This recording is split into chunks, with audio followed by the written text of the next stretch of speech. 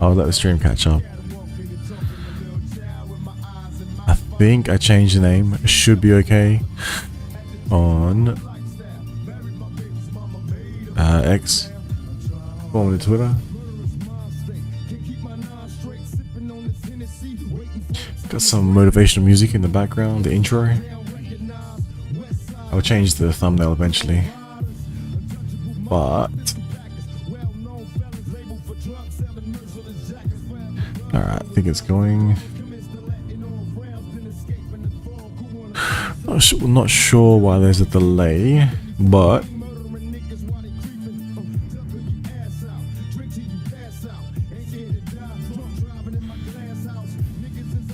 anyway, I need to update my icon too, although I do think that, you know, if you look at the little logo, it's like an image of X, doesn't matter what chain, well, on Ethereum and or Pulsechain, maybe not the other chains, who knows on the future. But you know, the sun, yeah, it's either a sunset or the sun rising, you know, whichever one your mind interprets, whatever mindset you're in. Now, I think I called it Pulsechain Day 246. God damn, my eyes are getting bad. And I think I had the name wrong, so I'll update that shortly. But yeah, a lot's happened. So let's have a quick look at what's going on.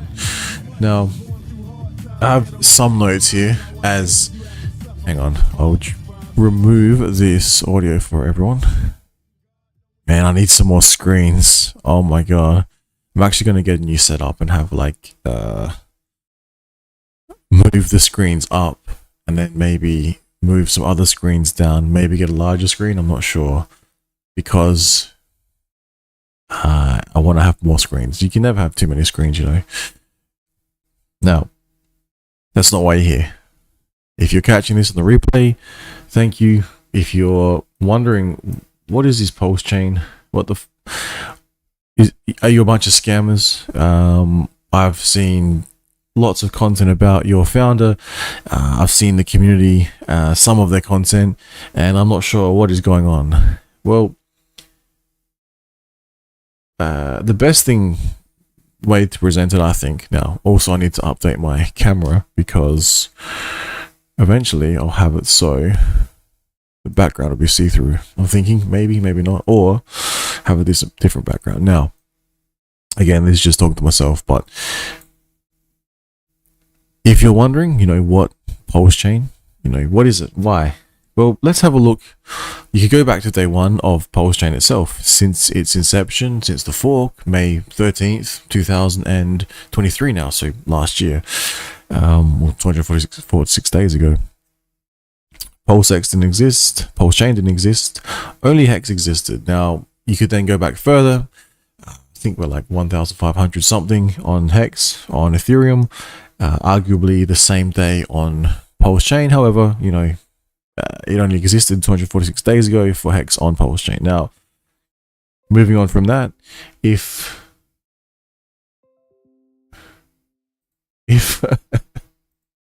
that's funny.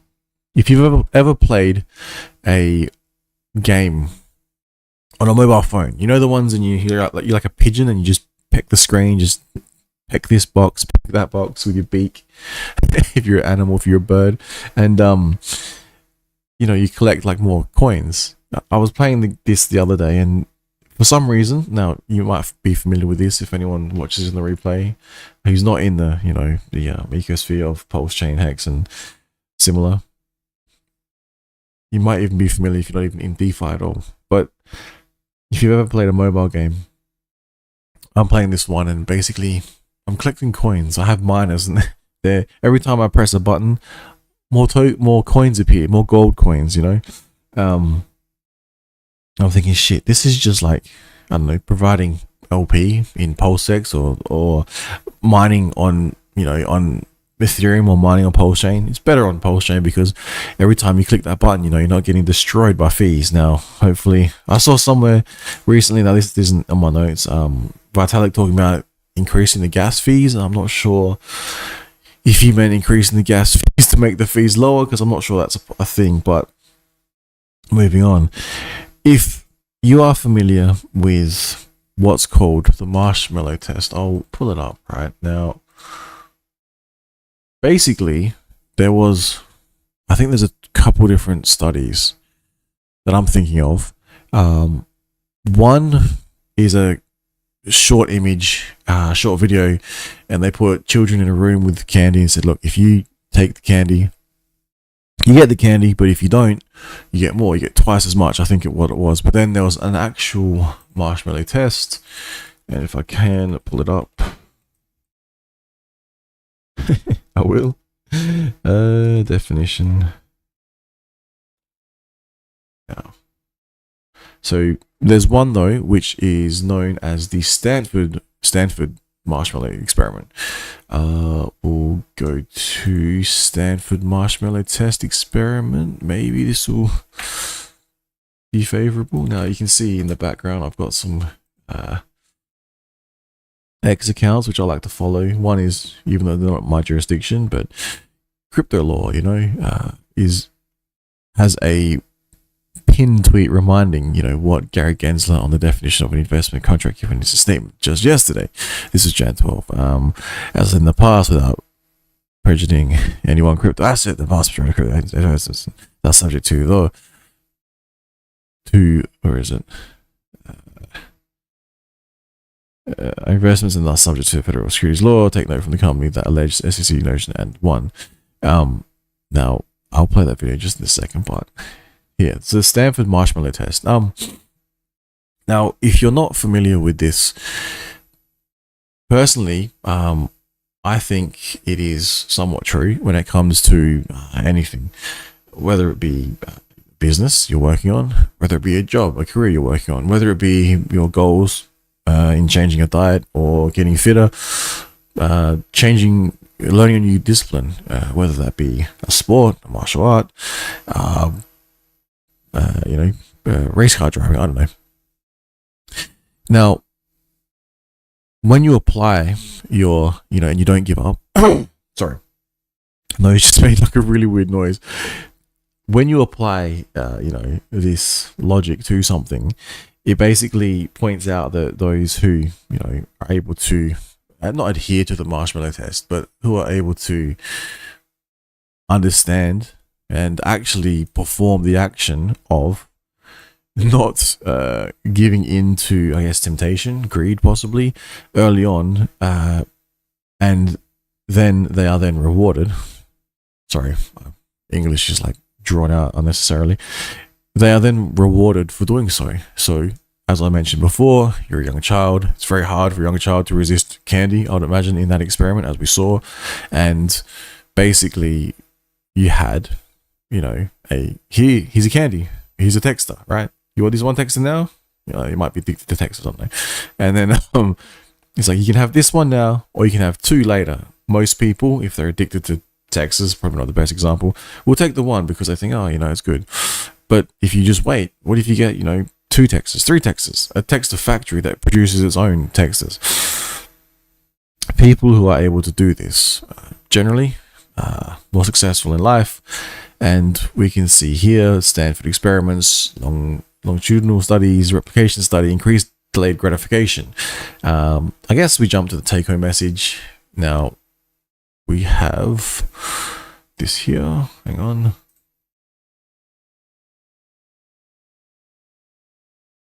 See, I need more screens. Hey, what's happening, guys? I'm just talking to myself basically about the marshmallow test. Now, the marshmallow test, take-home messages. People who are not, in crypto, in specifically, I would say Hex. Pulsechain, yeah, kind of, because they may have been familiar with Hex, but maybe people heard about, the sacrifice phase and saw the mad gains of X, and maybe just maybe the same emotions triggered in them that triggered in myself back in 2016, 17, 18, whereby they felt the FOMO and they thought it was like an ICO craze because some of the ICOs were just popping off, going nuts. Ethereum, for example, people were like, oh, well, this could be the next Ethereum. and they were literally scams, and they were literally ICOs and websites that just didn't. They were literally a website with a wallet address, and I was just sending funds to them. It was really bad.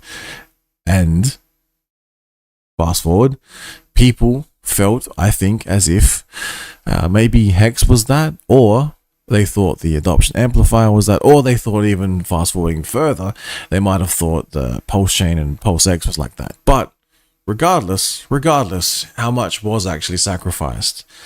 And then kind of another topic, there was other sacrifices for other projects. And again, maybe the FOMO kicked in, maybe it was the timing of the market because everything was high, and people just felt that fear of missing out, and they decided to chase the latest thing that might or might not make them lots of more money, more crypto than they put in, willingly. They gave it away. In some instances, they sacrificed for the freedom of speech. They sacrificed for a political movement of their choice. Maybe other instances, they just purely just threw away their crypto. I don't know why. But moving forward, we then, that's kind of sounds negative, but moving forward, we can now see some things that, I guess, Pulsechain itself exists. Some other projects actually exist.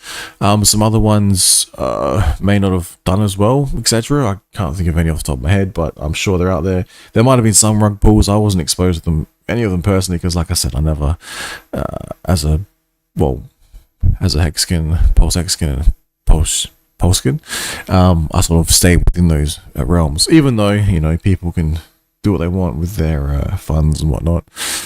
Kind of getting derailed here.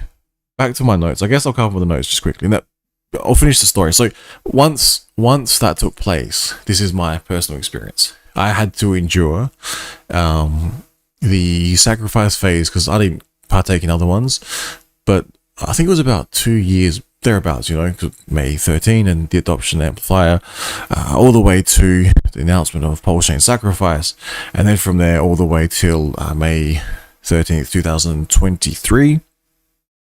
Shit, 2024, it's crazy. So that's a bit of a wait, that's a bit of delayed gratification. And circling back to this, the Stanford marshmallow test experiment. I'm not saying that this is all of crypto is a test experiment, because as I've just stated before, I've experienced huge rug pulls, and then I experienced similar events, not structured in a different way, but they felt similar. But because I had more knowledge, I was better equipped. My mind was better prepared to think it through and think, okay, this could happen, this might happen, what am I doing here, as opposed to 2017, it was purely a gamble. I'm like, I have no idea what I'm doing, I don't even know what blockchain is, I have bought Ethereum and I'm just sending it everywhere. That was not prepared. Versus, okay, I kind of understand, some operational security, I kind of understand how to keep my I understand what a hardware wallet is, I understand what chain I'm operating on, I understand the fee structure, I understand the importance of reading the addresses of where I'm sending it to, especially if I'm signing a hardware wallet, and I understand basically the risks, the potential risk. I'm sending this to someone else that I don't control. They might run off with the money, who knows?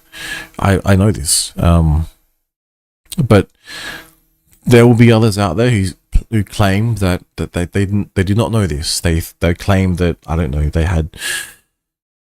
thought magical fairies were going to fight out gold bars through their computer. I'm not sure what they were thinking, but I can relate to that train of thought back when I was less informed, back in 2016, 17 and 18. Now, I guess that's my little brief spiel on the marshmallow test. Take home message, I'll go back to the article here. You should be able to see it. Basically, the marshmallow is the experimental design that measures the child's ability to delay gratification. The child is given the option of waiting a bit to get their favorite treat, or if not waiting for it, receive a less desired treat, The minutes or seconds a child waits measures their ability to delay gratification. Now, in Hex, there is an ability to lock away for up to 555 days, which is technically more than 15 years, by just a little bit.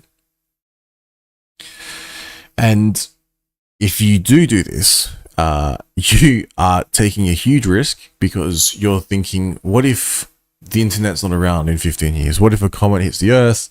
What if, Ethereum no longer works? There's all these, as was made coined or made famous by the founder of Hex. There's all these imaginable horribles, which I never heard that before. So that's why I now use that. It's kind of cool.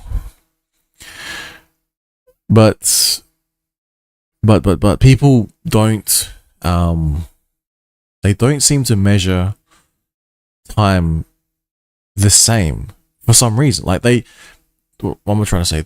Time is, you can't stop time. All we can do, we've seen what's taking place in the last few days. There was no stopping any of that. Time continues on, and as of this point in time, moving forward, is the only things we can deal with, right? So, for instance, if you're stepping back, if you're able to imagine Bitcoin since its inception, right? Day zero, -0. And you decided to, get into this experimental thing. No one's ever done it before, and you're going to sit on it for 15 years and just see what happens. Maybe someone did that and they delayed their gratification. And in this particular timeline, they would have been extremely lucky, depending on how much they did. But if they were mining entire blocks, maybe, just maybe, they hit it big. Who knows? And I like the idea of comparing, that sort of logic to things like cryptocurrency, where time in the market, is better. Again, another quote that Hex founder has made sort of famous.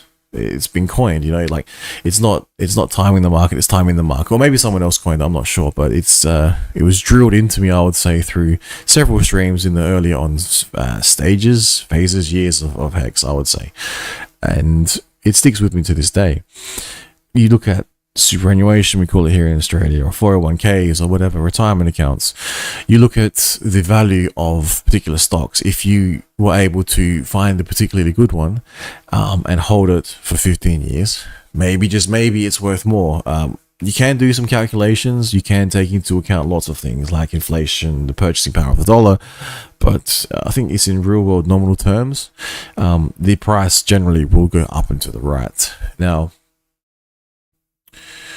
another key note to look at, I think, is the original marshmallow test showed that preschoolers' delayed times were significantly affected by the experimental conditions, like the physical presence, absence of expected treats. So I guess that's similar to, you have we can use Staker app, for instance, the V1, where you're just looking at a wallet, you're not interacting with it beyond that or signing up or anything. And you see the amount of money that was there at one point in time, maybe the all-time high. Maybe it was liquid. I don't know. Maybe people weren't staking.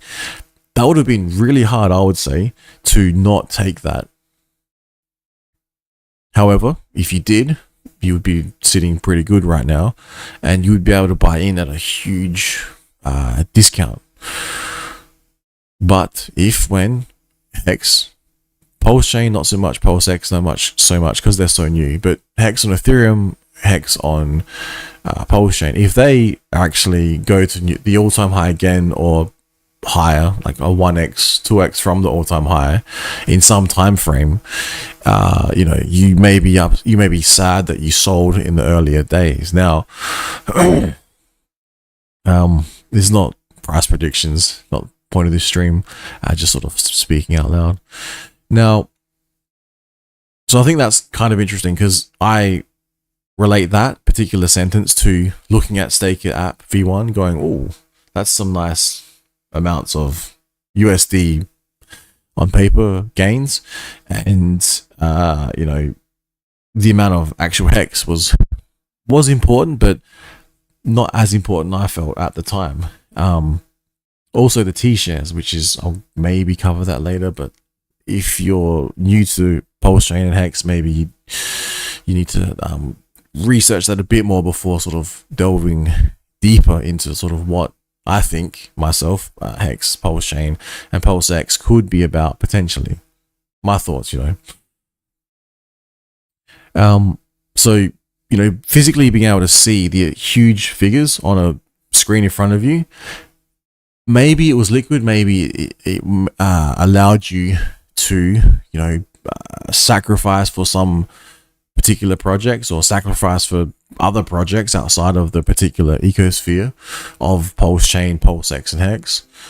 And that would have been really hard to sit through. But also, if you had have taken advantage of that, it would have given you that instant gratification, which is wonderful and great. And anyone who's made any profits on Hex, Pulsechain, PulseX, or any other project for that matter, I mean, congratulations. That's the point of cryptocurrency, in my opinion. Now, some may argue it's the point to get, what am I trying to say, financially free. And then once you're financially free, then you can pursue, this is my take on it anyway. If you can get financially free, you're then able to pursue your dreams, hopes, and aspirations, which you may not have been able to do so otherwise. Whether that be starting your own business, starting your own family, moving to a different property, starting your own farm, studying quantum theory, or developing blockchain, further, developing IT further, that is, I think, an important part of cryptocurrency. When I hear things like, oh, it's for money laundering or nefarious means, they then get presented with figures that point out that the amount of money that's actually used in comparison to, for instance, fiat US dollars is very small. It's kind of, it's silly, I think. I think that for some reason, cryptocurrency itself appears to be was being demonized, because this is, my thoughts are still prior to the ETF approval, which kind of came out of nowhere, if you ask me. And it's not caught me off guard as such, but I'll go through my notes in a second. Basically, what I've witnessed over the last few days, feels like a week, feels like more. The amount of content that followed, the amount of different articles that came out, the amount of different talking points from various influencers who are not within the Hexagon ecosphere or Pulsechain ecosphere, and the actual words of the, not politicians, the regulatory bodies themselves have been very interesting, and the events that took place with the hack. I mean, it's just, it could be a movie script, right? Now, I'll continue on with this though, with the marshmallow test. Where are we up to? The original test sample was not representative of preschool population, thereby limiting the study's predictive ability. So it's not as if I can take this and apply it to a full-grown man or a full-grown woman who has free will and is of sound mind, because it was done primarily, it seems, for younger people and if they were able to perform in a certain way, basically they may perform better later on. And I like how some of this stuff, I think, has almost been built into some cryptocurrencies and has the same sort of, I guess they call it tokenomics, or basically if you understand the rules of the game, if you understand that if you hold for longer times, then it's better. Or if you have larger amounts and you hold for longer, it's better. So maybe people want to look into that. I'm not sure. Like if you're new to cryptocurrency, DeFi, more specifically, I would say Hex, Pulsechain, PulseX, and I guess INC, I would say it's going to test all of us. If, for instance, the price starts to go up fast-ish, depending on your time frame, how long are you going to be able to hold before you tap out? And the tapping out is not in a bad way, but if you have $10 and it goes to 20, and then it goes to 40, and then it goes to 80, and etc. etc. At what point in time do you think? How hungry are you? You know, you just a little bit hungry, or you're looking to buy a factory? You know, maybe some people are going to wait longer. Some people are going to just be happy with that. 1, 2, 3x. And recently, as we saw with the price move, it is more than possible for it to move in an upward trajectory relatively fast, I would say, compared to what it has done in the previous time that has gone by. Now, going back to here, it goes through some, I'm reading this on the fly and trying to calculate and tie it in as I go along. So this part is not as well thought out as some of these notes. I think this probably will hit the limit of the usefulness. Because I'm pretty sure there would be some good videos about this. But I think graphs are good to, understand. We have here results that, given treats C, A and B, D and E, the results suggested that children were much more willing to wait longer if they were offered a reward for waiting. So, if you're if you're told that if you just hold this rock and you don't know how long this rock's what it's gonna do, maybe they're not as keen to hold that for as long if they can just chuck it in the pond and create a little splash. Versus it's like, well, what if you hold this rock and it's been proven over time that this rock slowly turns into a diamond? But it depends if you've got the right type of rock. But that rock seems to have the right markings, and we've done some tests, and maybe it looks like it will. Do you want to hold it or throw it away? I think some people who were not interested in throwing rocks, they might well decide to hold on to and just see what happens, in the long term. I guess relating that back to Hex, Pulsechain and Pulsex, I can't even think of, because there's no limiting factor. Technically, you could hold it for infinite. It's like, I'm going to hold this for 5555 maximum Hex and get all the bonuses with T-shares, etc., and price volatility and different chains and risks of stakes being expensive to end stake. But with Pulsechain and Pulsex, there is no upper limiting factor. How long do you want to hold it for? Infinite. You could maybe put it in a fucking rocket ship and send it somewhere and you'll never see it ever again. You could do that if you wanted to. I don't know. But I'm guessing some people, everyone, are in it for profit. Some people may also be in it to create validators and to secure the network and make it truly decentralized. But that is another story. Now, I'll go on here. It says results also show that children waited much longer than when they were given tasks that distracted or entertained them during the waiting period.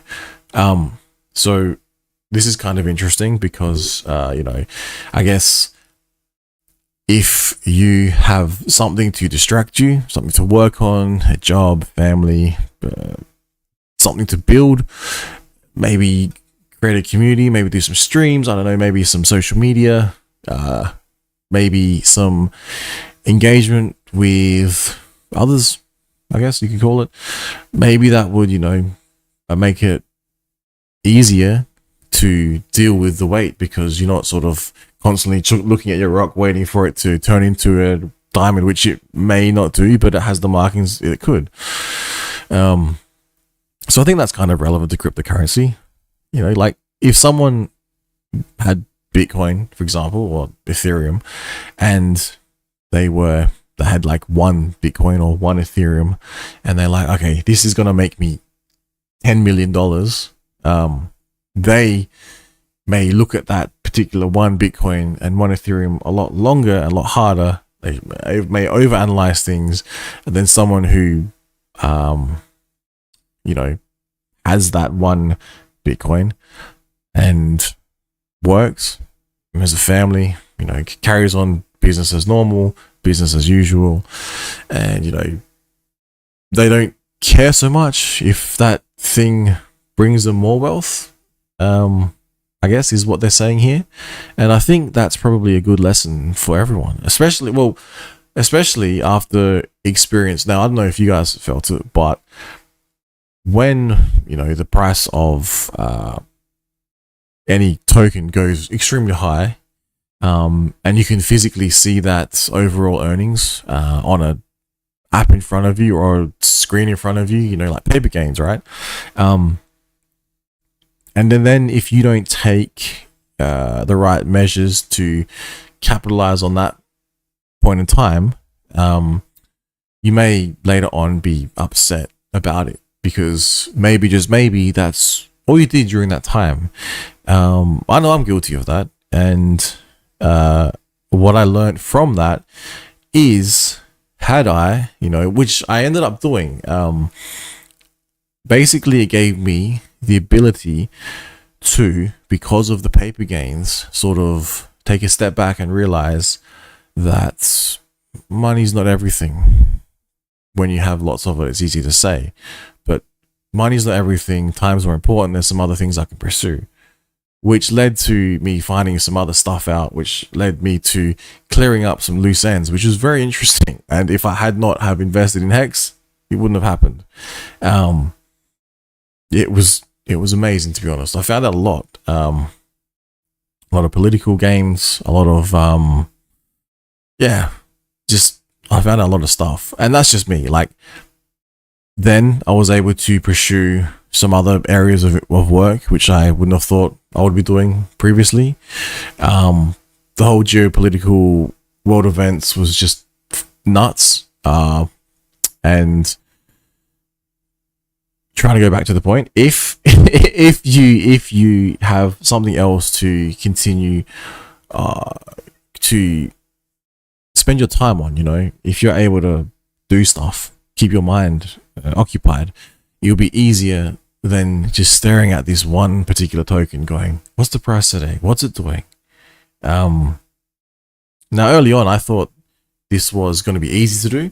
4 years into it, it's like, I said I wouldn't do it, but then the whole 4 years I've been watching the price. No, it's been hilarious. But I shouldn't laugh, because there are some others who may not have been able to withstand for whatever reason, and maybe they not were shaken out as such, but maybe they were just in a situation where the extreme highs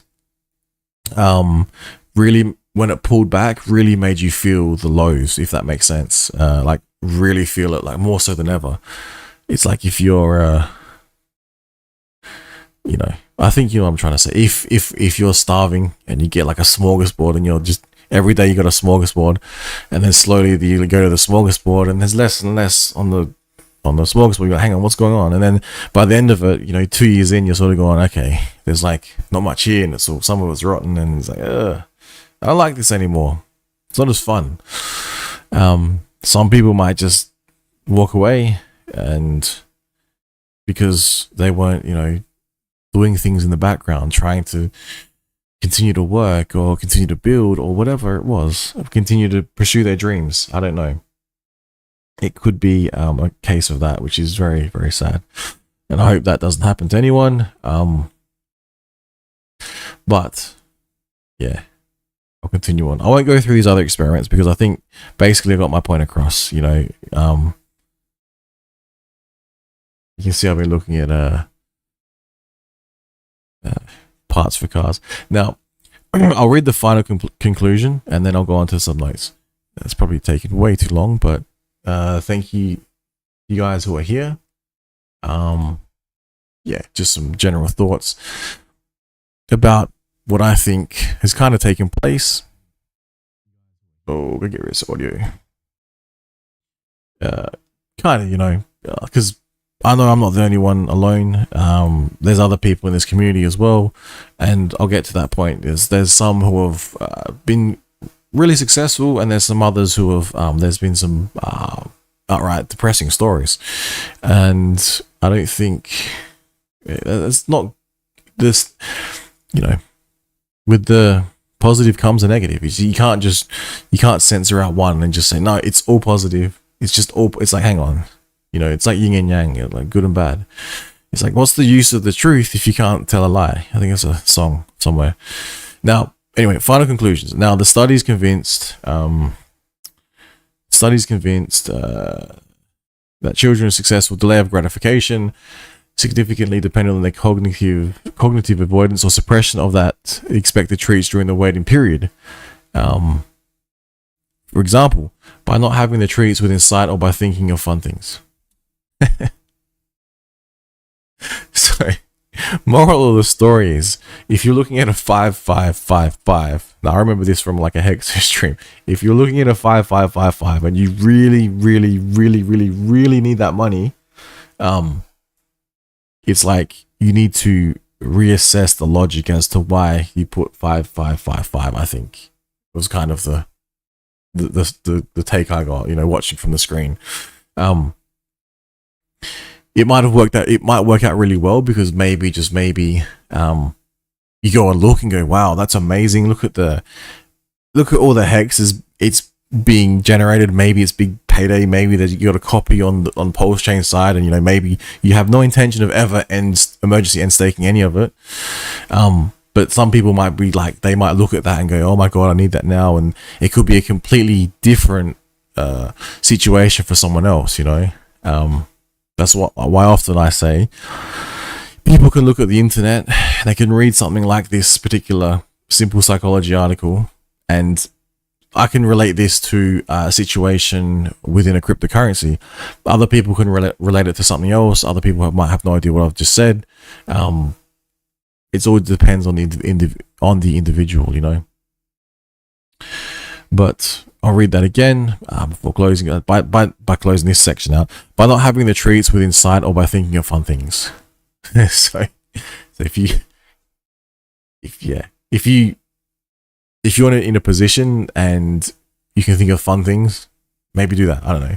Yeah, maybe that's good. If you're in a position to not look at them, maybe do that. I don't know. But kind of hard. But during the extreme lows, some of us, myself in particular, got to a point where I thought, well, fuck it. It doesn't matter. It's low. Doesn't matter. You gotta work on the plan B. Gotta work on the plan C. Dredge up plan D. I don't know. But yeah, and so that's what I'm going to learn from, the next bull market, the next bear market, the next bull market going forward. If I'm lucky, and the price, and I get my $1 hex tattoo, maybe I get one of them. Could get two of them, but I'm only getting one. But if that happens, right, so hex hits $1, and I'm able to take a small amount of profit, and it actually it maintains and stays above the $1, in a sustained way that doesn't murder the fucking price. Excuse my language. And there's adequate liquidity, and there's whatever else has been built by then, and it doesn't just sort of moonshot then pull back hard instantly, because it could very well possibly go up, go back down, go back up, go back, make the new higher highs, but then make the higher lows on the trend upwards over many years. I could be wrong. Maybe it could just be an insane moonshot upwards. I'm not sure, but I think on-chain data suggests what takes place when large purchases are made and not many sells are being made. See how easily the price increases, like what took place during the sacrifice phase, which was unexpected to myself, because I think it was around, I was expecting I saw 10-12 cents, and I was like 13-14 cents. My mind was blown. And then when I saw the all-time high, I actually saw 55 cents, but I go back and I can't see. I'm not sure where I saw that. But it's very different. As to when those large purchases aren't coming in, what the price does, and people, maybe they needed their particular funds, or maybe they just every time maybe they just scrape the interest, maybe they're not staking, maybe they're just sitting liquid, who knows, but we did see what took place in the ecosphere. There's no denying it. We did see a huge pullback. Now, okay, so moving on from there, that's that little spill out the way, which I did not mean to do. So I know that was extremely It's very real, I think. I'll go back and watch this maybe, but yeah, I think that summarized my experience up until now, day 246 of Pulsechain. If you're able to sit through that and you're new to this environment, this is real. This is not, no one's a paid actor in this space. If you have a look around, you can both find the positive and the negative. And recently, you may have seen the performance, and the performance was amazing. Now, this is, okay, marshmallow test done, right? Now, okay, I'll hit my notes sort of fast. 37 minutes. Wow. It was like 2 hours. Now, the lows, right? The lows are, well, what I saw the lows were around December. We are up roughly, well, I call them lows. There might have been lower lows. I wasn't tracking it too closely. But we saw lows around December, which I have my notes here, and the price action, right? I think I may have tweeted out because I felt as if it was getting to the point where things were like, it was like we were running out of gas. All the tires were flat. Like the pedal was falling off and shit. The battery was like starting to get wobbly. And we were starting to lose speed. I was like, so what did I do? Right. This is what I did. I put a fucking 555 on both sides because I thought, well, why would you sell right at this point in time? It makes no fucking sense. Now, had I not have sold, well, I go, oh, I could have had I could have sold on a double, and but to get more T-shares at that price would be more difficult, right? And also the fact that it's locked in for 5555, pretty sure it was 2, maybe more. It allows. It just, I don't know.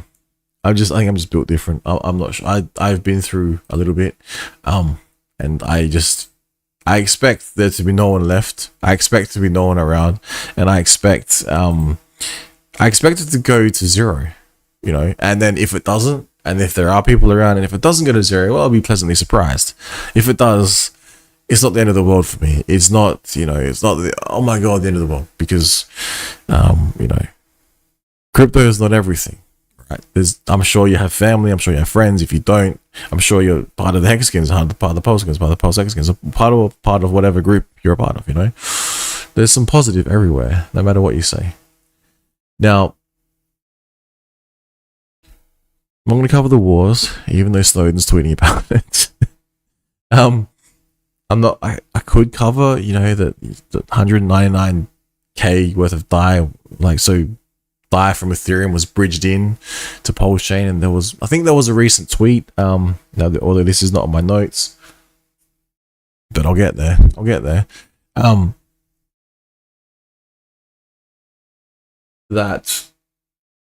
What wasn't on my notes was, I think there was a tweet coming out from Richard Hart's account on Twitter, basically explaining the different ways you can bridge in, and some ways were more expensive than others. So if you did a comparison, you could, for instance, I think it was 500 Ethereum or 2,500 Ethereum, I can't remember. I think it was 500 Ethereum, and you sort of, okay, I want to bridge in 500 Ethereum from Ethereum chain to Pulsechain, but I want to do it via Ethereum. Then also I want to do it via DAI. Then I want to do it via USDC and via USDT, I think, I can't remember. But, maybe they're going to provide LP, I'm not sure. And it was interesting to see the different entry levels. So, it might well pay to research the most efficient way to enter in capital. For instance, you might not want to do from Ethereum, 0.0025 Ethereum per transaction and do 10,000 of them or some shit, because you get ripped up by gas fees. So maybe that's something you're worth looking into if you're new to this space, and you're discovering this stream and you've actually skipped through. I might put some notes in, but yeah. Now, then, so that's the price action coming, right? Then the marshmallow test, which we tend to cover. Crypto law, I'll get to current prices. 24 hours was slightly down, etc., etc., etc., etc. We've seen the price movements, right? I think Acosa's doing all right. And then we have the Pulsechain, you know, the pro prices. You guys can all do this. I'm pretty sure you can. If you're new to the space, I suggest you research how to use Dex Screener. There is a lot of other ways to do it, but I still like Dex Screener. Personally, the easiest way I find is I load up a Dex, compare anything I'm looking at to a stable coin, because that gives me, you know, a reference point, I would say. GoPulse, I love. It has, you know, the ratios. It has the price. It has what day it is on Pulsechain. And that I find that very useful. Now, the next thing. So we all may have seen there was a, you know, SEC hack on their Twitter account. Now, I have no idea what happened. I think I was asleep at the time. And then there was a fucking... So there was a hack saying something had happened. Something had been approved. And then the price wicked up. And then someone came out and said, no, it hasn't been approved. Then the price went down. And then I could imagine like not reading any articles. I personally could imagine the logic that I would apply if I was like some degen trader, like with on like 10x leverage. Like, oh my god, it's just been approved. Hit the buy, it would just shot right up. And when it was announced that, oh no, it's not, people have been like, fuck. If they haven't taken profits, they would have got absolutely wrecked. And then the price would have just dumped on them, like mega dumped on them. I'm pretty sure that happened. I haven't looked on-chain data. I don't have access to the books of like the exchanges that offer that leverage, etc., etc. But I did see the price, and I do kind of understand how those products work. And Cointelegraph, I would buy Pulsechain, PulseX, and Hex. Now, so I just thought that was low. Then what was more low, what was more funny, was more amusing, god damn, my text is getting dry, is the fact that after that, now we all know this, after that, the goddamn thing gets approved, right? Not only does it get approved, it then comes out how the vote kind of went down in terms of results. And I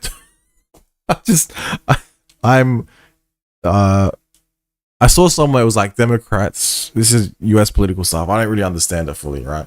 So if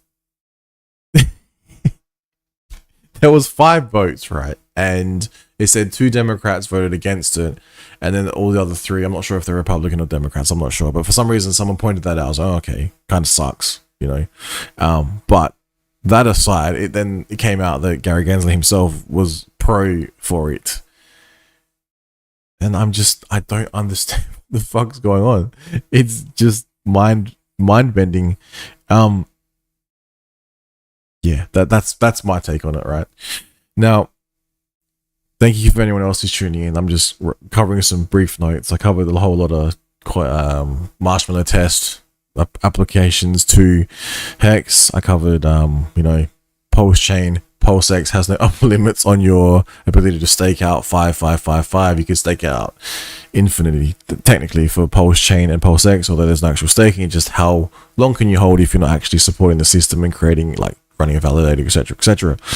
I covered the price action. I covered the SEC hack, the account hack low. Then I covered the actual approval, and then I covered the voting. Then after that, I think, so just before that as well, right? So just before, not the price action from December, but just before the SEC hack and all that, those moves, we saw, I think PHEX was listed on, see, this is like old news now. PHEX was listed on CoinMarketCap, which is kind of cool. Now, Hex is listed, but we all see it sort of stuck at this like 201, I think it is. And they use their feeds, and you go to Yahoo Finance and they list it correctly. I think CoinGecko listed INC as well. I think somewhere else, I think it was CoinMarketCap, they also listed COM on the same day. I'm actually not sure if that was Ethereum COM or Pulsechain COM, but they've got the contract addresses, we can check that out. But then, so before that takes place, right, so we got the listing on CoinMarketCap. I'm not sure if they listed it correctly, what metrics they were using, where they're pulling it from. They did, however, mention Pulse X and a few other exchanges on Pulsechain as like the main sources of volume, which was good because that it gives like real exposure to the dexes, some of the dexes on Pulsechain. Well, I'm not sure if it's the main dex, but it's the primary dex, the first dex, I guess you could say. The Richard Hart dex, I'm not sure. Yeah. Now, so that was kind of cool. So I got that covered, and then we saw the APY on PLSX, if that's my note correctly. So the APY, I can't remember if I was referring to it because it was still relatively good. It's maintained its highness. That's the word. It's held up a pretty decent APY compared to not other dexes on Pulsechain, because some of them have done okay as well, but I haven't delved into the ones where you can go, I think, like up to 5 or 6 coins deep in the LP. It's like multiple pools. Not that one. The other one that kind of got wrecked, not that one. There might be other ones, I'm not sure. There's another one I don't even use, it's really good. And not those.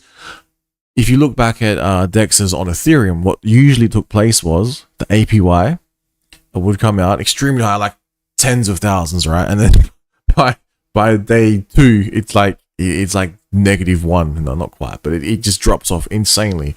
I honestly thought that's what was going to take place with a lot of the LP on Pulsechain. It held up really well, and it's funny I have this here as a note because what took place next, what took place next was pretty amazing. So what we saw was, so Pulse has no time locking. It's either going to be when you sell, or or you're going to support what you sacrifice for. Maybe, just maybe, you support freedom of speech so hard you're just never going to sell. Who knows? That could be the case with some people. Now, on the back of the APY percent, we saw on PulseX I was talking about, when the price of everything increases, which I've noticed it seems to do in tandem across multiple products, multiple tokens within the PulseX LP pools, such as not just the bridging stables. I'm not talking about the potential of parities amongst ERC20s and PRC20s, although we've seen Hex do it already. I'm not sure what would happen if you bridged it back the other way and put some LP pools on Ethereum, but you wouldn't really want to do that because the fees suck. But what has been fascinating, I was thinking about the other day, was how the price of Hex, eHex, Pulse, PulseX, and INC, once one seems to go up, they all seem to move in tandem. It could just be because I don't understand Hart's law enough, but it's unlike a lot of other things I've seen in the past. As I mentioned, the price of the APY on the dexes usually decrease, and usually they have some mechanism in place. Usually they have some tokenomics which stop it, or maybe they don't. They just purely want to extract as much value as possible. But it's really interesting watching this play out. I'm not sure if it's because of things like the farms with INC, it's making it unique. It's very interesting. And we are in day 246, and if you're interested in this and you are watching thus far and you've never heard of Pulsechain or Hex or PulseX, you might be missing out. But that's up to you, because maybe you've heard it's a scam, maybe you think it's no good. But I would say before you can come to those conclusions, you have to have data, right? Without data, you have nothing. So if someone tells you that it is a scam, okay, why? Has the 15 years passed yet? I mean, that's one metric you need to probably address, isn't it? I would say, anyway. So the next thing after that, which was then fascinating, was not people selling potentially Pulse or PulseX.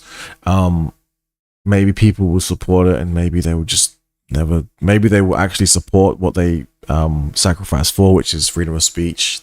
freedom of movement, etc., etc. Was Godwell buying the account linked to? I haven't done the transaction. I don't even know the TX. Godwell buying and Godwell bridging, as well as a sacrifice wallet.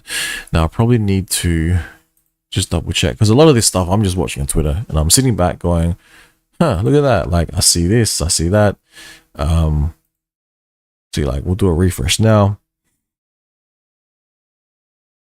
This other stuff picks up.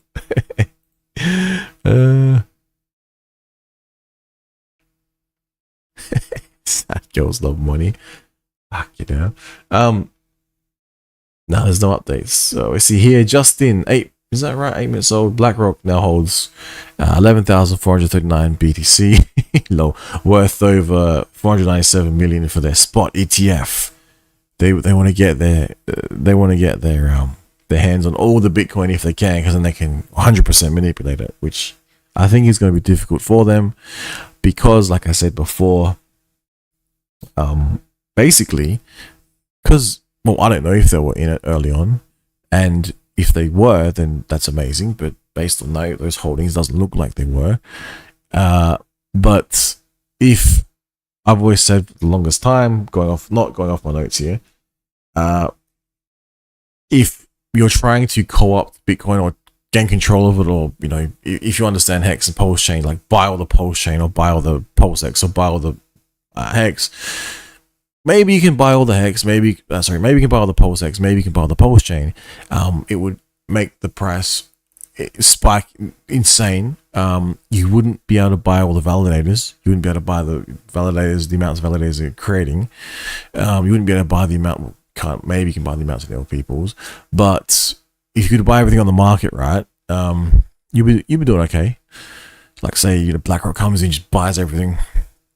I'm not saying that's going to happen, but with Hex, for example, you have to buy all the T-shares and everything's locked away. We're going to emergency end stake everyone's accounts and over the counter buy the accounts, so you can emergency end stake them, mint everything that's currently in existence, and then hold all the Hex so you can control it. And it's like, then you can decide, I'm going to stake everything and make the APY lower, etc., etc. I don't think that would be extremely difficult.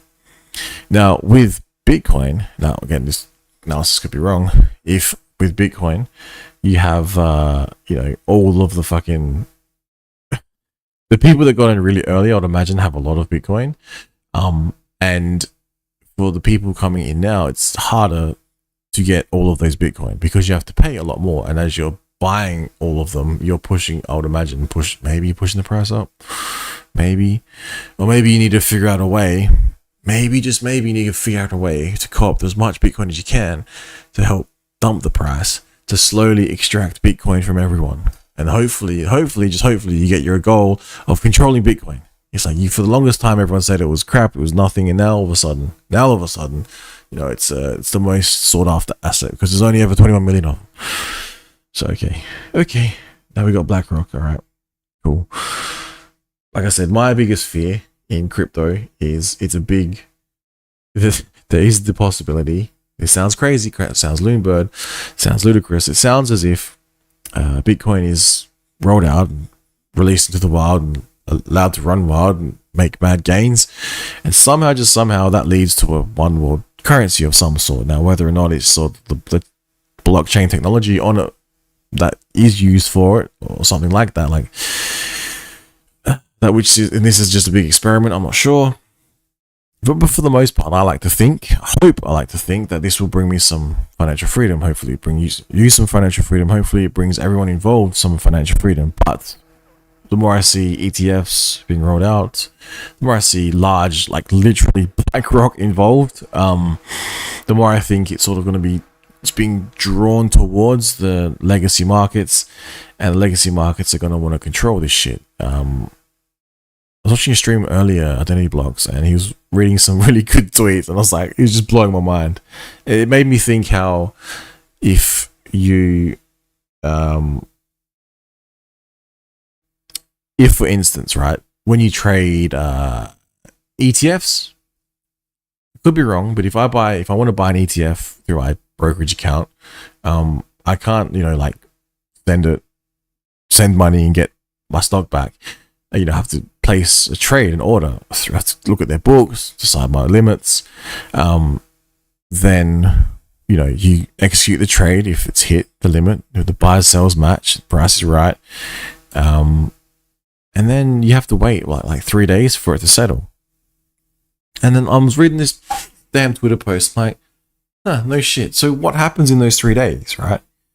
Now, I remember, so you're not supposed to be able to do this, right? But you're not supposed to be able, like, the T+3 is like the hard and fast rule. So one time I was trading and I got wrecked because a trade halt came in, right? And I was selling one stock to cover. So if you can imagine, like, buy, sell, buy, sell, buy, sell. And I sold one stock and I needed money to fund that trade, right? And that trade, the trade I was using to fund that trade, that went into a trading halt. Now in Australia, ASX, whatever rules, that it means like something got paused. It was like a 2-day trading halt, which meant I couldn't trade that particular stock. And once the trading halt was released, so it's like day 1, day 2. So I'm getting like, I'm sitting going, what the fuck? What am I do here? This trade's like waiting. It's day 1, day 2 passes. I think I got to day 2. Then day 2 comes, and this other stock I wanted to sell comes out of trading halt. The price tanked so fucking hard, right? And so then I'm left trying. I had to sell. I think couldn't sell. Tried to sell. The books were just wrecked. Prices come in. The prices drop, and then I go to sell these damn things, and it's just worth like nothing. It just obliterated me. This is why. This is when I was young too. Now, this wasn't supposed to be possible because then I saw the trade. It was T+5, and I'm like, hang on. But to this day, I've never seen that ever before. I had to like ring the brokerage house, etc., and be like, this is what happened. And then I had to sell some other shit to cover it. But in the end, I was able to have a T+5 trade. Now it wasn't a good outcome. It was a loss on my end and a loss on other stocks. I lost on other stocks to cover the capital for it. But the very fact that was possible makes me wonder, when I was reading this particular tweet, I'm like, can you imagine if that's is it front running like the price? So is it, you know, does that make sense? If for instance you have a look at superannuation and you have to wait how many years for you're 18 here in Australia, it's like you can start working before that and you can't get it till like you're 65, 70, whatever. That's a lot of years. Like, that's a long stake. That's a big ass stake, right? That you're put, and if you're assuming you're working, employees putting money into this every single week, fortnight, month, whatever, year, maybe, I don't know. Maybe you're putting it into once a year. So you're putting in this money, and what do you these little amounts, right? If you charted that and how much you're putting in, then what is the chart doing? It's going up, right? Just not moonshotting, but slowly ticking up. And you're not the only person doing this, right? You're part of the entire population. It's just fascinating when you really think about it, like how that system's been created. And I honestly think that in the future here in Australia, I'm going off track here. They're trying to basically be like, no, there's no old age pension because you've got your superannuation. It's like, hang on, what? It's like forced. It's good because you get like this when you're working, they give you an extra, but it's going into the super account. It's building the super account. It's giving the money over to the hedge funds. The hedge funds are then trading it, and they're getting lots and lots of injection. Just imagine, right? If for 15 years, all of us worked, right? In hexagons on Pulsechain, pick a chain, any chain. And all of us worked, and you paid 5% of whatever you earned each week into this, fund. Imagine if the government paid the money to the hex fund. What do you think the price of the fucking hex fund would be, right? It would go up, and you can't end stake, or you can't get any of that money out until your retirement age. Now there is different age groups within, you know, the people in superannuation funds, but you relate that back to what I was saying about the T+5 being possible, and me using other funds to cover the, you know, the losses. Just imagine, I could imagine the ability of huge institutional investors with huge books, huge liquidity, to be able to fund these sorts of movements, and to be able to bring about a game in which a small individual cannot win. It's almost like the system's rigged against us. We don't even know it. Now, I could be completely wrong with that analysis, but I like to think there's another way other than the way that's been given to us, because the way that's been given to us has been repeated over and over again. We keep making the same mistakes, right? We're not getting anywhere. So cryptocurrency might be the thing that brings about the freedom, I hope. But I hope it doesn't bring about the central bank digital currency in a form that allows us to be absolutely controlled. But moving on. The next thing we saw was the wallets, right? Wallets being a sacrifice wallet. Now, I did see a tweet update recently. I haven't looked at on-chain. I wouldn't even know where to look in terms of some of the addresses. It's making me yawn. Where is it? I did see somewhere. We saw some large buyers bridging in. B having a nap. I think I need to have a nap. This one here. No, not that. Probably not going to cover that except for some articles. Some buys. Where is it? Just sworn. Basically, I saw a tweet, an X snippet of information pointing out that some sacrifice linked address to unknown holder was moving funds, which is unexpected. I was like, what the fuck? Around the same time, and it all sort of happened in a domino effect. It was not that they were linked in any way. It was just the hack happened, and then the approval happened, and then wallets started moving. There was some other stuff, information released. I'm not sure if it's related, but when the wallet started moving, it was fast, and it was quick, and it was good. It fucking, like, what, in 30 days we went from everything up, like, it's pulled back a bit now. INC's pumping hardest, low, close to 100%. We all saw the gains, but this is the aftermath. This is like the pullback now. I'm sitting back watching, going, I bet you a whole bunch of people are sitting on the side just selling all your shit, because you can't help yourselves. No, I'm kidding. I'm not having to rip at anyone that's selling, because like I said before, anyone that's make profit, congratulations. But imagine if this was a fund locked up and you couldn't sell for 15 years and you kept putting money into it like a savings account. Imagine what the price would do. But imagine the inverse is possible. Like I said, there's good and evil. Imagine if people see a large cup of water and all they do is drink from it. They never add water to it. It's like, what do you think is going to happen? But then, so that was years and years and years of umming and ahhing and like mulling over thoughts in my mind. And then, all in the space of a week, SEC hack, SEC approval, instruments now. It's like, what? This is the third day of trading. I'm assuming there possibly is arbitrage between ATFs, the price of the ETF and the price of the physical asset, which maybe you can take advantage of. Maybe, just maybe, now you can do the old dump the price, buy it more later. Who knows? We saw the wallets move. We saw how Gensler voted, which was pretty funny, because I would have thought the media that he has been issuing, the comments, statements, he doesn't seem overly positive himself personally. And then for him to vote in a certain way just makes me wonder why. Almost as if to signal that though he did approve, but then everything he says is different to the way he votes. I mean, how does that logic add up? We're seeing the pullback now on both the Richard Heart ecosphere. I would imagine. Yeah, everything pretty much.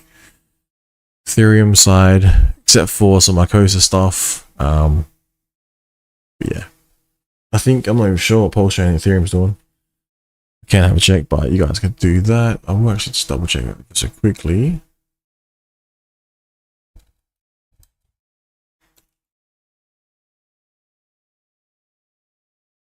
Gwei is, before this took place, Gwei spiked up to a messed up amount. That was crazy. I think I made a video about it. Go on, look at this shit. Fix this shit. This other stuff happened. Okay, so 19 Gwei. I'd like to see like single digit Gwei, you know. That would be good one day. So maybe Ethereum fix that shit one day. Then we saw the BTC ETF volume on day one was about 4.5 billion. Volume hard to gauge because, like I said, what if that was just one entity buying and selling its own shit 4.5 billion times? That would never happen, no. Funnily enough, while there was this huge amount of volume, the BTC price actually pulled back. And then we saw the best win via the bridge. Crypto Law came out with some hilarious tweets, which I will cover now. Now, won't play that. Man, I'm gonna go back for this. Crypto Law. In 2018, Gary Gensler joined MIT's Media Lab as senior advisor to the director, Joy Ito. Despite no background in blockchain technology, he advised the lab on its digital currency initiative. Okay, sounds interesting. I haven't got time to go through this stuff. We're expanding our digital footprint. You can find us on Instagram threads. Cool. Yeah, again, I like no affiliation with any of these tweets, nothing. Everything I bring to you is in an unofficial manner to everything. Now, where was it? Gary Gensler insistently lectures crypto companies to come in and register so you can trap them into lawsuits. Guess what we found lurking against his 100 million fortune? He isn't registered. Is this real?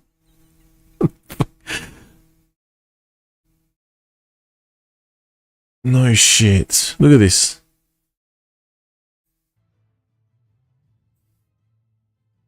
Yeah, you gotta see this. I like I said, I'm waiting for Gensler to retire.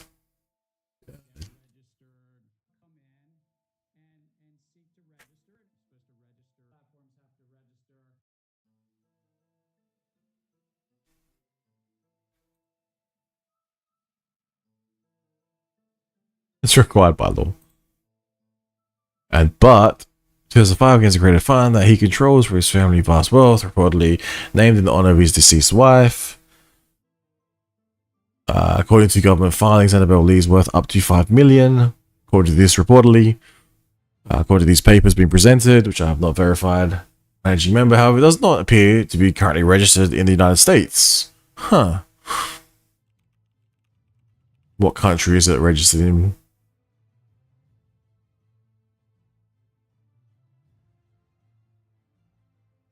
It's not in good standing. Huh. Look at this shit. This is crazy. This is why I love Twitter. Love Elon's ex. I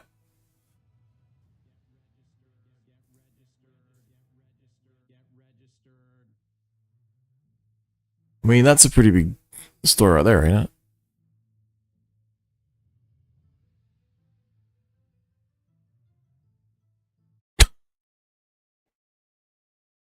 Breaking news worthy.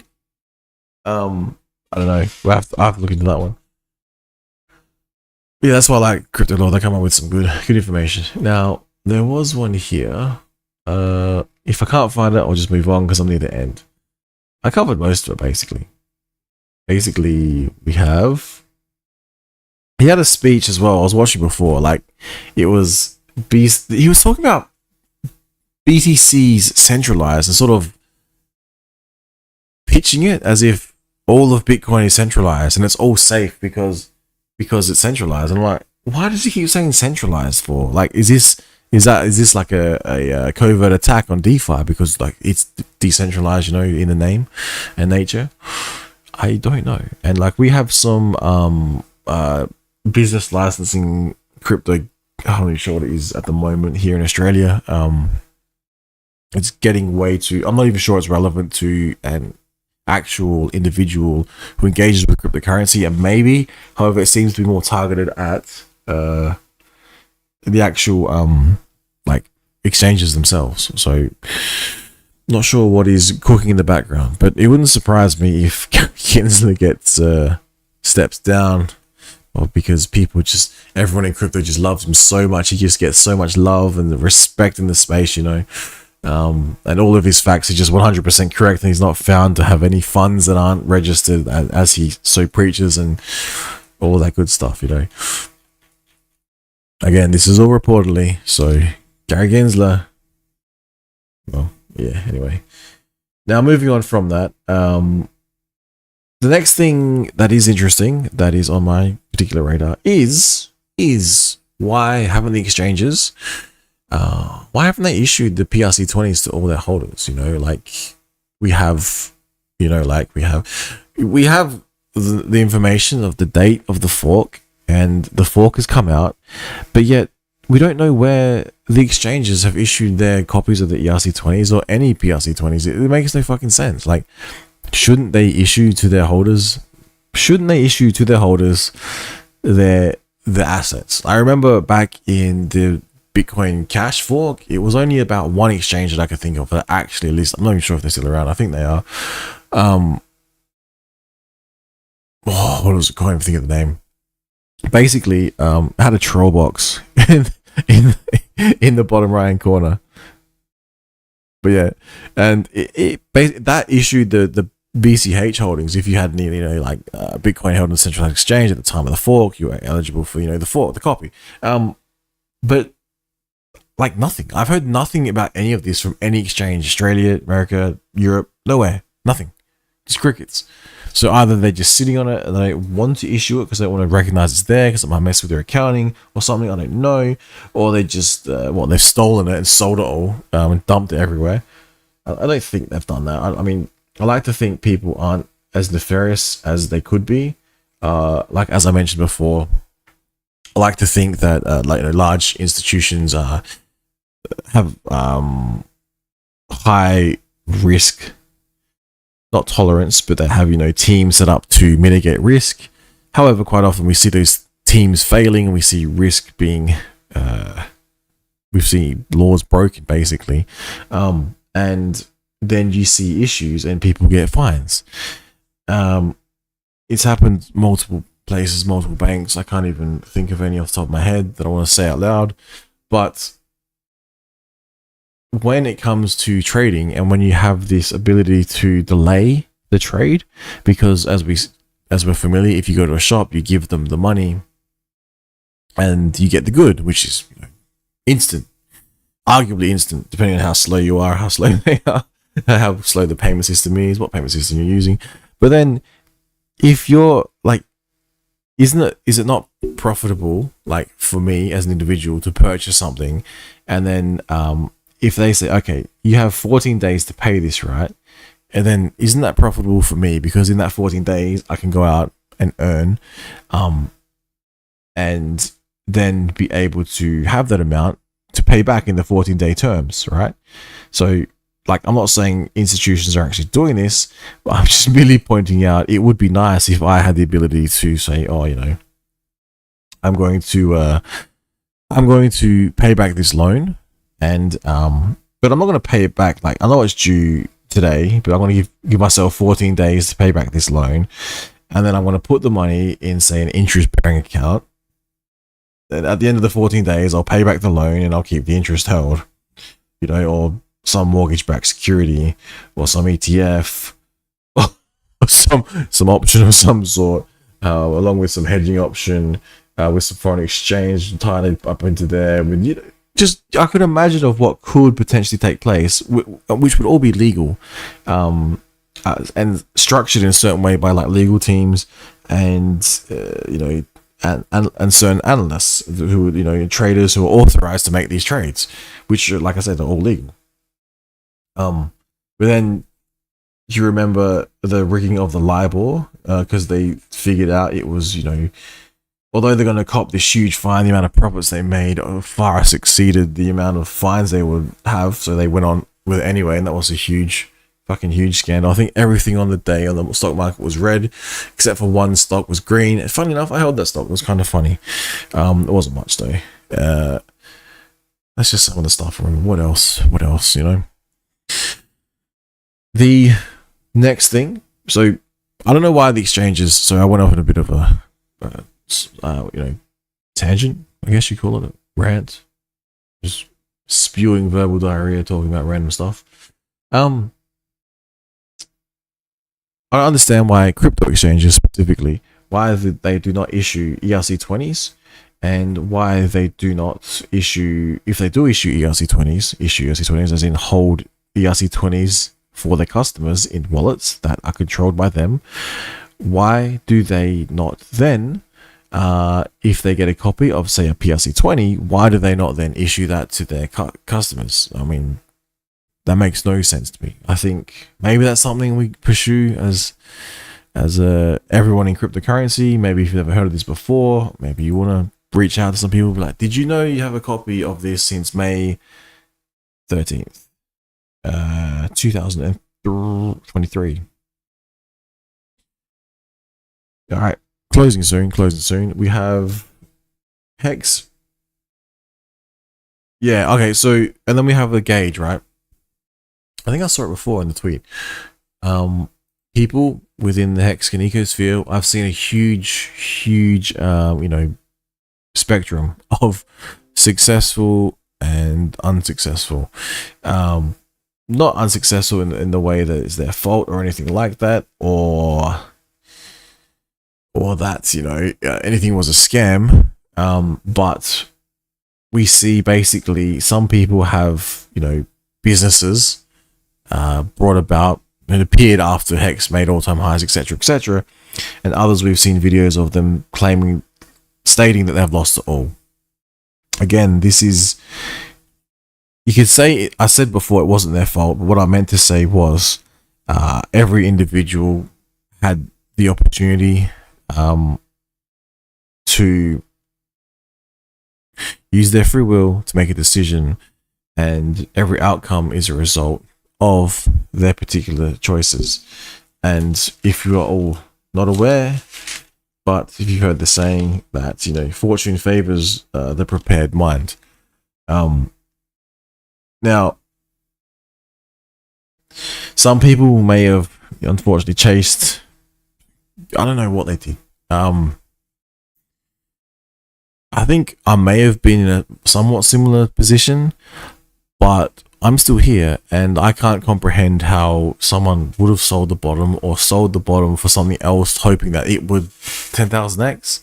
I mean, I set up ladders, I adhered to the ladders, I saw things take place in the ecosphere in relation to price. I watched the T-shares, I watched my T-shares, I watched my positions, I changed my goals, I had a backup plan for earning income, and then I stuck to the plan as I changed it. Like that's just what I did. And I can't go around saying I got scammed because the price went down. It's like I could have taken a pretty decent profit at one point in time.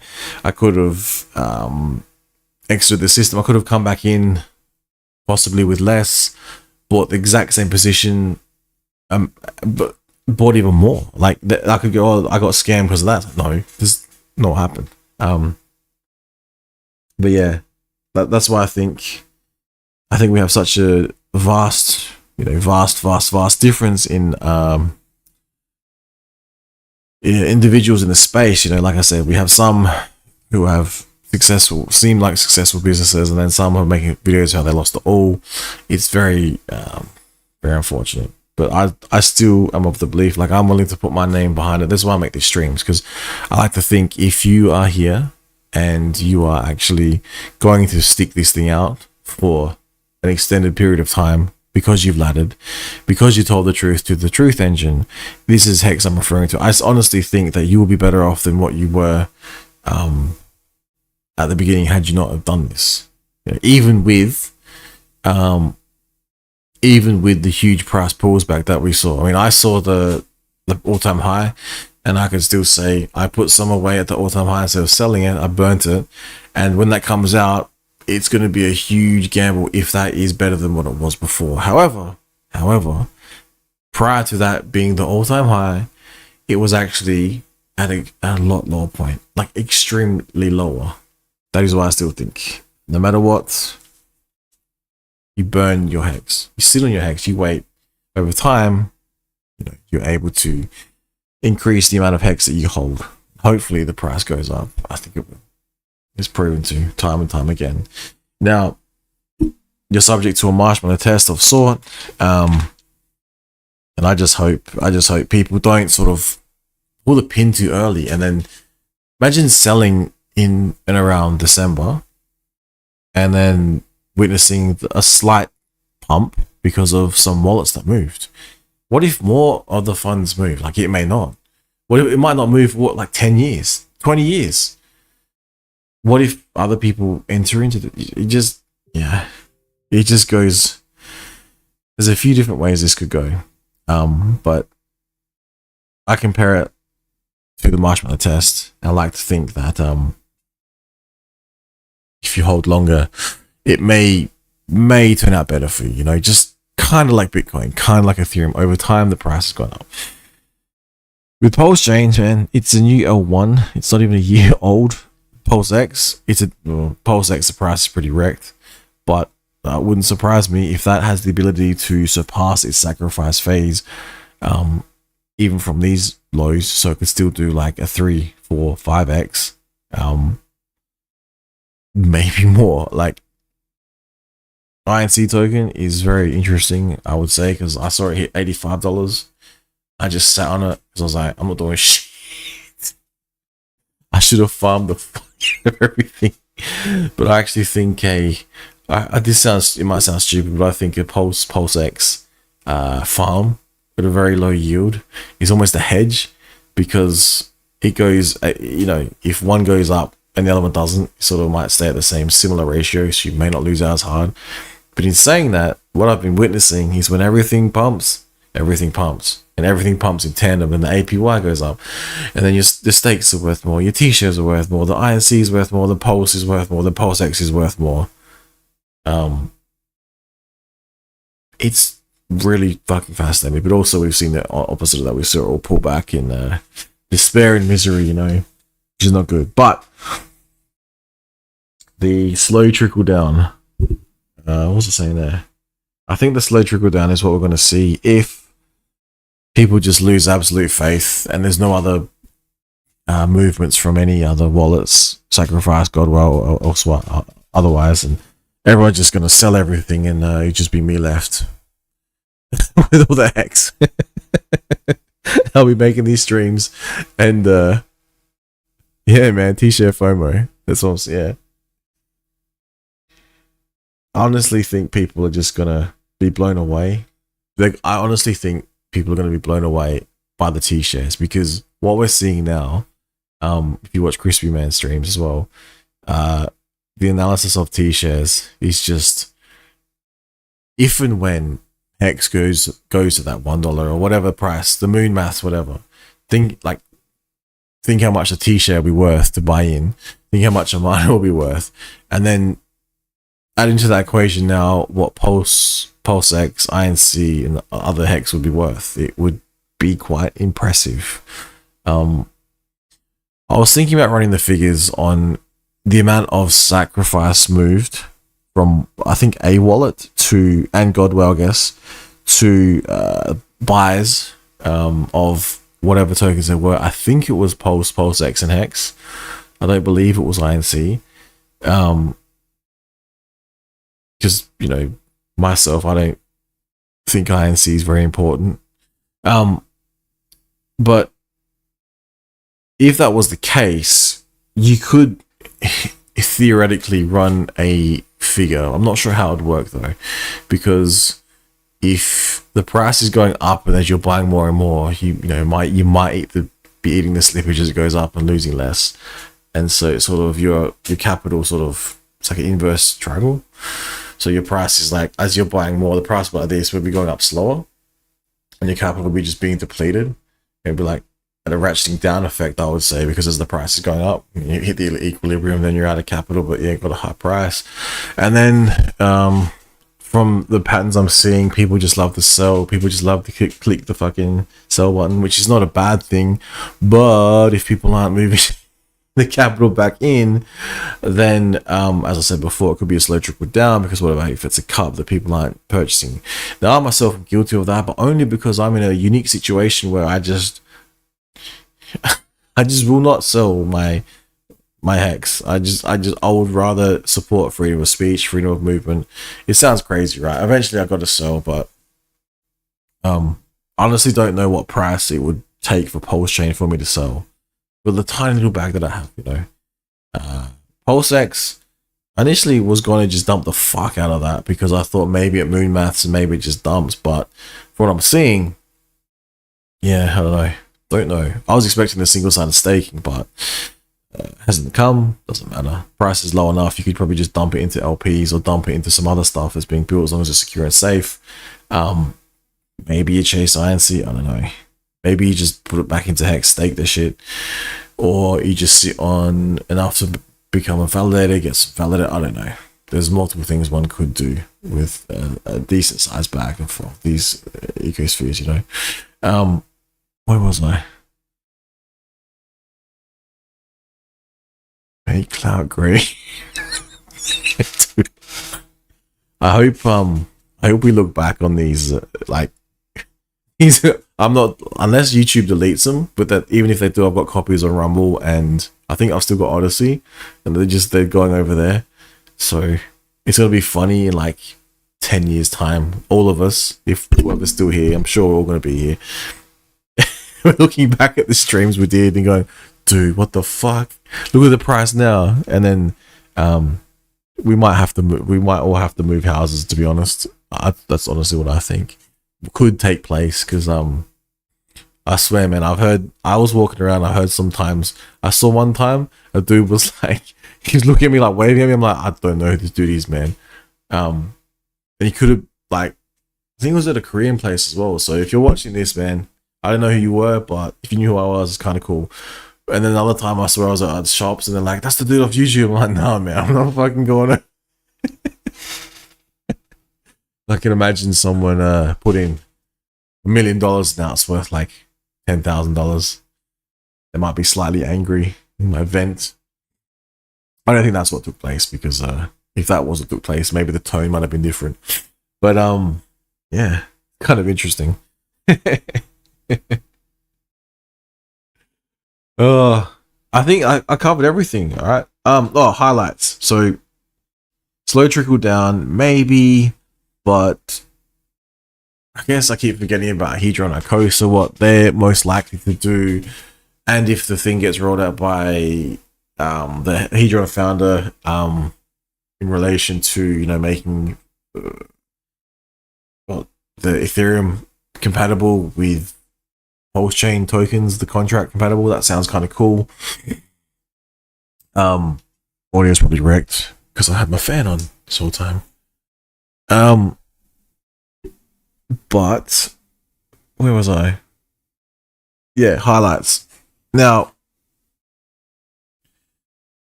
I was going to cover the articles and wallets. I think I did. These came up.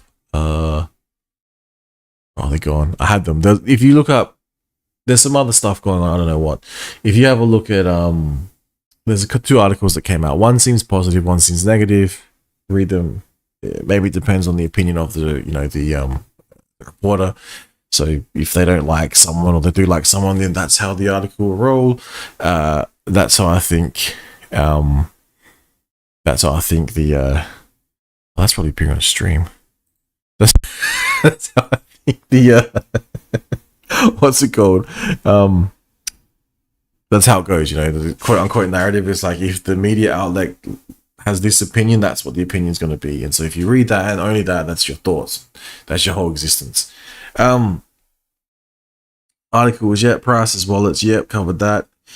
How much time has Gary got left? That is my closing highlight, because I honestly think his time is limited. Not on this earth, but his particular position, I would imagine he's under a lot of scrutiny right now, especially following that hack. Like, what happened with that hack? What are you doing, SEC? I'm watching from Australia. We're tiny, right? We have a tiny comparison the market compared to you guys. And I was kind of laughing at you, Gary. Like, I got to say, where's your security? I mean, God forbid I get my Twitter hacked and someone puts out like I bought fucking SHIB or some shit. What do you do? And then for the SEC to be able to they moved the price. They literally moved the price. That was so irresponsible. I gotta say, that's so irresponsible. I mean, yeah, okay, you can say it's the hacker. I read somewhere they're gonna try and blame the platform. I was like, hang on, you guys gotta have some protocols for this. You know, like how we issue our information on our X platform. Should you be doing that? Should you have like an official source? I don't know.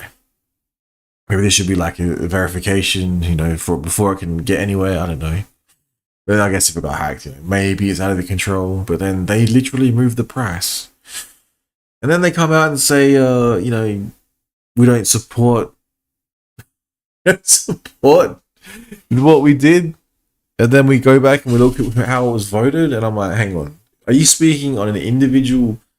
As an individual here, or are you speaking on behalf of the company? Like, what is going on? And what's with the mixed messaging? So there, I'll leave it on that. And will the exchanges issue their PRC20s? I hope they do, because that's everyone's tokens. Like, I don't know what the exchanges actually hold in terms of, you know, reserves, I guess you could call it, or customers' funds, but there could be some money just sitting there waiting to be claimed, and if no one knows about it, if no one knows about it, then they're fucking frozen in. Yeah, they are locked away forever until someone claims it. And if it's not your seeds and not your phrases, not your, you know, wallet, you can't control it, then you as an individual, you need to contact your exchange and ask them ever so politely where your PRC20s are. Is one thought I am thinking of. Make clout great again. Dude, 2024, what the fuck we're gonna have? We've got some stuff happening lined up. All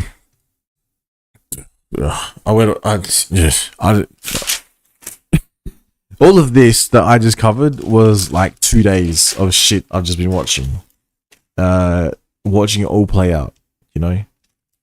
And now we're in day, 4 of the ETF, and everyone wanted it. What do we got? What's the price? Let's have a look at the price of I don't even know what to use anymore. I'm tempted to use Yahoo Finance at this point. I'll just use CoinMarketCap. Only because they listed. Just because, yeah, just for nostalgia. I remember looking at this shit every day, man. Like, for a lot of days. Just watching this shit going, I can see a pattern. Oh, I thought I could see a pattern.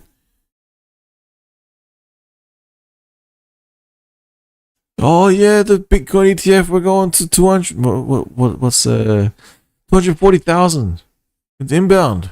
Yeehaw. It's pulled back a bit since. You know what's probably worth looking at is where can I actually buy some of this Bitcoin ETF, right? What is the price of Bitcoin ETF? Because where would I actually pull that from? And who's offering it? Right, so we have BlackRock. I guess we would go to BlackRock, right? I'll pull up BlackRock's site. Now, they may not appreciate this, but I'm going to do it anyway. Because they can list all their funds, I'm pretty sure. Now, I'm pretty sure it's going to be called a BTC ETF based on what I'm hearing. iShares low. I wonder what the actual ticker is, if there's a ticker. So we got this here. So I just got my curiosity kicking in live on stream. We have Digital Asset Summit. Oh, and you know what? You know what happened? And this might sound crazy, but I think there's a thing called the World Economic Forum at Davos. I'm pretty sure it's happening on January 15th, January 18th. It's funny, this happened to be approved before that. You know, maybe it gives them something to talk about. It's like, what did you get done so far this year? Tick. We got our Bitcoin ETF. Now, I'm not sure if they're pro or against that, but we'll have a look here. Read more Bitcoin ETF tracker. All right, here we go. Grayscale. So this is how they're pricing it in like fractions.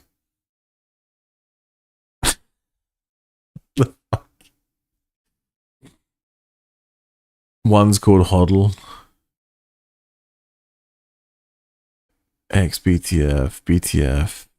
I was in a BTC ETF. Oh, these probably limited by 4 tickers.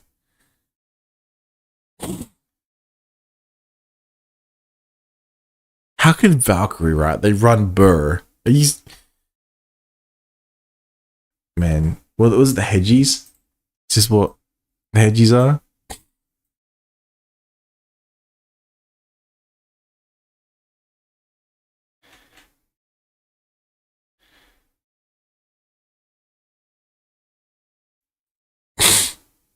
Low. I'll just get my head around this, how they're pricing it.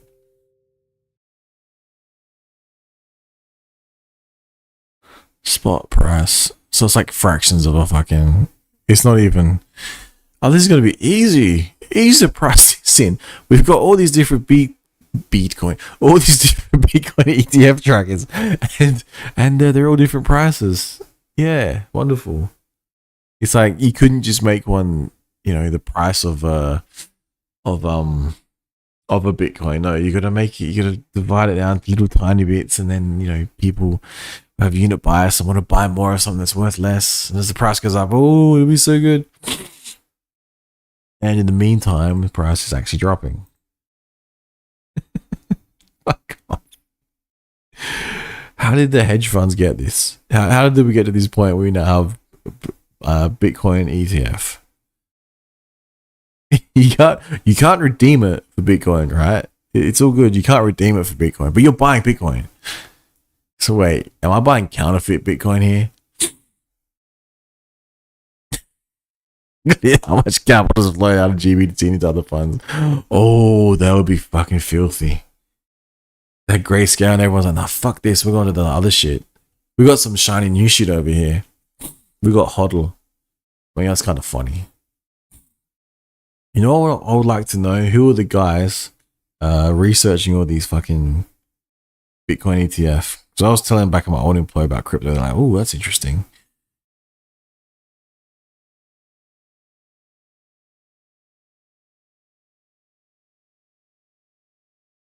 It's practically mirroring BlackRock's fund.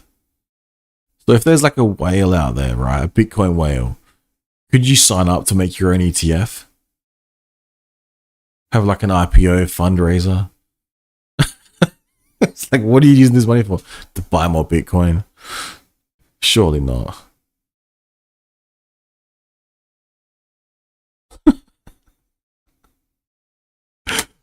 You know, I can't believe this. And now everyone sits around the investment fucking funds, and they're like, "Oh, what are we gonna buy today?" It's already included on the news where it's got like price of gold, oil, foreign exchange. Now it's Bitcoin here in Australia, and now it's gonna be Bitcoin ETFs all over the fucking stock market. It's like the latest AI stock and the latest defense stock and the latest Bitcoin stock.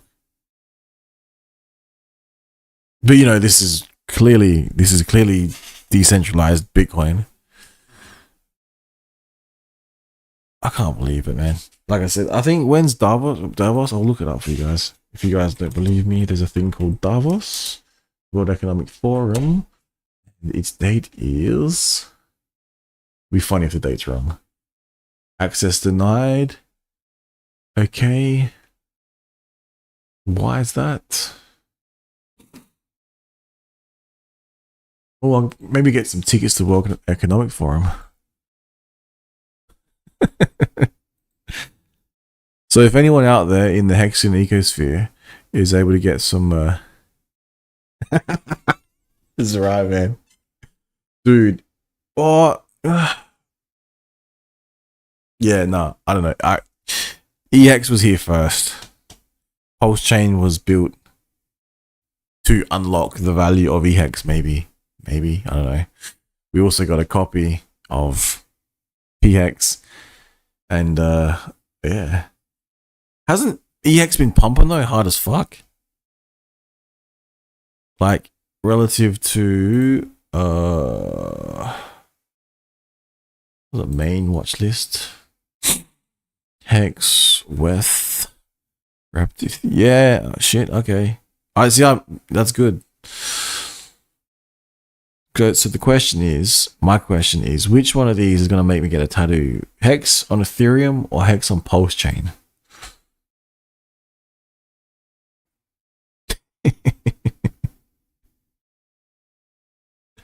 All right. Now,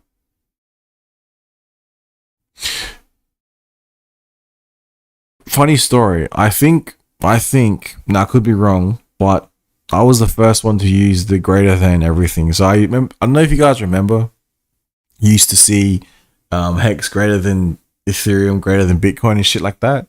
I started putting that out there under the comments, and it appeared everywhere else. The other day I saw Max Kaiser one, man. I swear he had it was like Bitcoin not great, not equal to, I think it equal sign slash not equal to like Bitcoin spot or some shit, or Bitcoin ETFs not equal to Bitcoin. I was like, he brought up that thought, and every time I like it. I when I see this, I recognize what that says, and I've seen it in other shit as well. You know, like freedom greater than World Economic Forum or something, or meat greater than bugs. It's kind of funny. If that happened, man, I'm give myself a pat on the back, but I'm not sure because I don't think I saw it anywhere else. But go back and have a look, and if anyone else claims it, then fair enough. But that will be something which changed the timeline, funnily enough. Oh, come on, man. I'm just trying to get some World Economic Forum tickets here.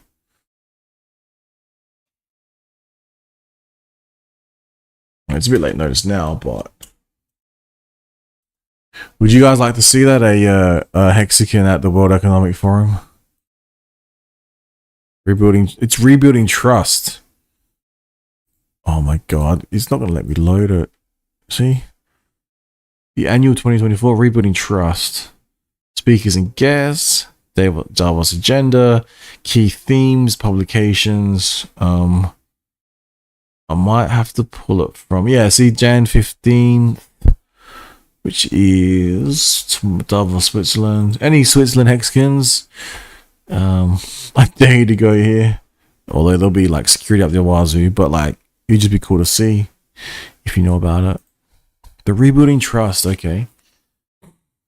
What do we got? Oh, he's our friends, the World Economic Forum. 54th annual meeting of the World Economic Forum will primarily focus on exploring the opportunities enabled by new technologies. New technologies and applications. So there's AI, not so much blockchain now. As in previous years, the upcoming annual meeting will be the foremost platform to drive public and private cooperation at the highest level, covering 100 governments, all major international organizations, 1,000 of the most important global companies, relevant civil society and academic institutions, as well as the global media. Yeah, lol. So all the people in power, right, that don't like Hex, they're all going to be there.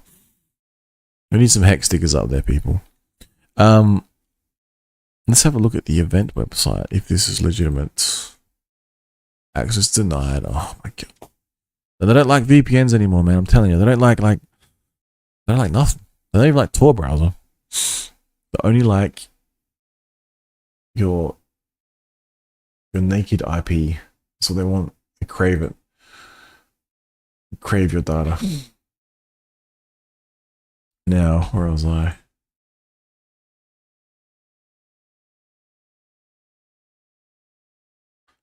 Oh man, where can I pull up some World Economic Forum?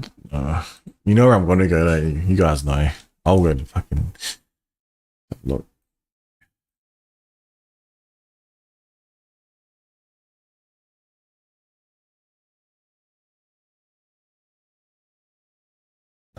I won't have to. It's cool. I want to, but I won't.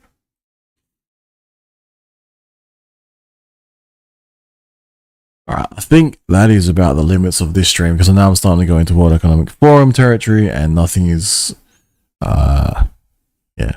So it'll be interesting if there's any coverage of this. It's just funny how this got approved like 3 days before Bitcoin.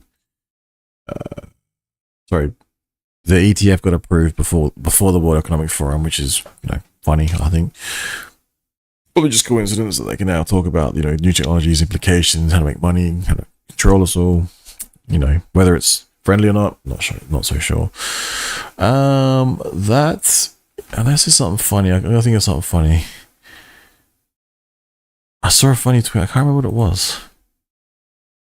It wasn't the way Gensler voted because that was kind of funny. What do we got? Do as I say, not what as I do. Yeah.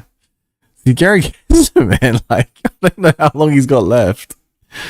Maybe he's doing good, but I don't know. Meme or two wouldn't hurt. I'm sure he's been subject to a few. What do we got? Yeah, this thing too. I'll put some comments on the AMA. I'm not trying to shill crypto.com here, but the founder is opening this up so you can click on here. It does open you to a link. You fill out a form basically, then you're able to explain to them. I said something like, I told them about Pulsechain and are you going to issue Pulsechain tokens? Are you going to issue the copies? Is basically my question to them. Maybe if they get a lot, they may consider it. I'm not so sure. Leagues are pretty cool. They came out in regulation 2. This one here, Hex, Pulsex, incentive token, and Pulsechain. It's kind of cool. I like it. Kind of makes me a bit sad though. I haven't got more, but it is what it is. What else? I'm wondering what's going to make Hex go viral. It could be this whole thing with the 3-letter agencies. I'm not so sure. Maybe this is the thing that gets the founder of Hex in front of a lot of people who are concerned about freedoms being taken away, because that's kind of where the wind's blowing right now, and a lot of people are concerned about this, rightly so. And I would love to see more eyes deservedly on the founder of Hex, and have him point out shit is fucked. Not completely, like our shit's not fucked, but the world is kind of like, I don't know what's going on, man. I just wish it wasn't, but it is, sort of thing. Like I'm talking about World Economic Forum, like fuck. Alright, so we close this one down, What was largest airdrop, etc. Oh yeah, if you ever see automated systems, try not to use them. Because over here, their cameras are tracking you and they're watching you around the store. And if you use the self-serve checkout, they actually, if they think you've stolen something, it'll like close on you. But they don't have that same system with the manned staff. So I was like, why don't they just use the manned staff? Just one little thing. You could also use cash if you're concerned about cashless society, because a few of them are actually, starting to move towards a cashless. SEC Chairman Gary Gensler has admitted that Grayscale's core victory was caused by spot Bitcoin ETF pools. So, I think that's about it. I want to go check my phone, click some buttons, get some more coins. Oh my god. And then when I go to work and spin up the pokies, that's what it sounds like when I get gig apps. It's like, something's going through, ding ding. Fuck. In closing, thank you, Richard Hart. Hashtag thank you. No, hashtag Richard Hart was right. And I think he'll be proven right further and further. You know, like